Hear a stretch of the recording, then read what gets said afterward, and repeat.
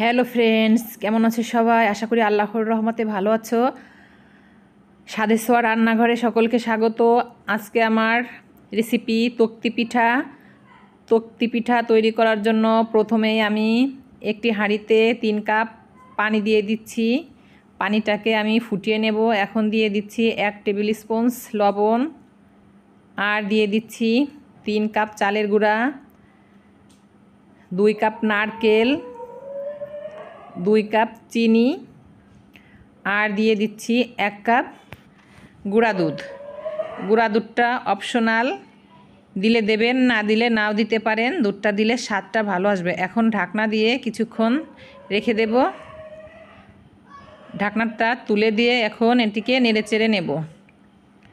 আর এখন চুলাটি বন্ধ করে দিয়ে 5 মিনিট ঢেকে রাখব। এখন এর ভিতরে দিয়ে দিচ্ছি তিলের শাঁস, আর হাতে একটু তেল মেখে এগুলোকে ভালো করে মেখে একটি ডো তৈরি করে নেব।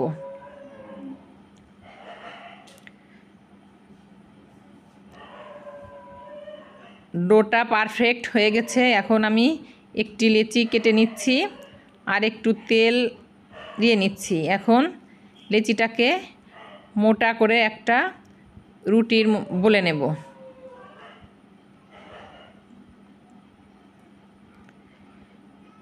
রুটিটা আমার বেলা হয়ে গেছে। এখন পিঠা নকশি করার একটি প্লাস্টিকের শাঁস দিয়ে পিঠাগুলোকে আমি এভাবে করে নকশি করে নেব। আর 4টি পিঠা আমার নকশি করা হয়ে গেছে। এখন একটি ছুরির সাহায্যে পিঠাগুলোকে কেটে নিচ্ছি।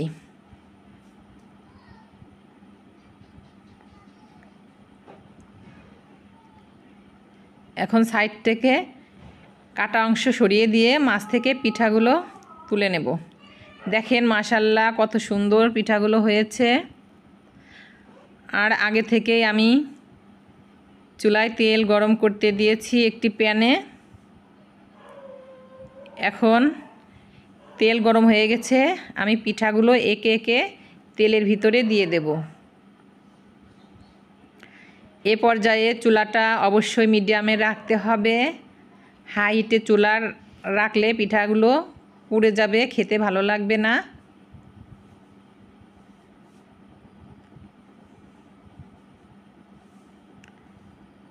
আর পিঠাগুলোর একটি সাইড ভাজা হয়ে গেছে।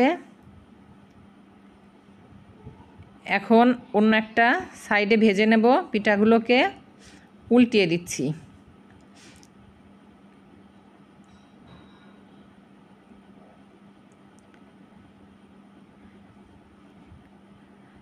পিঠাগুলো আমার ভাজা হয়ে গেছে। এখন আমি একটি ছাঁকনি দিয়ে পিঠাগুলো তুলে নেব। এভাবে করে সবগুলো পিঠা আমি একে একে ভেজে নেব। বন্ধুরা, তোমরা এই তক্তি পিঠা বানিয়ে খেয়ে দেখবে, খুবই সুন্দর স্বাদ, খেতে খুবই ভালো।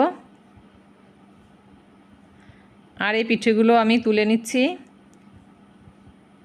বন্ধুরা, আমার ভিডিও যদি তোমাদের কাছে ভালো লাগে তাহলে আমার চ্যানেলটি অবশ্যই সাবস্ক্রাইব করবে আর লাইক কমেন্ট শেয়ার করবে।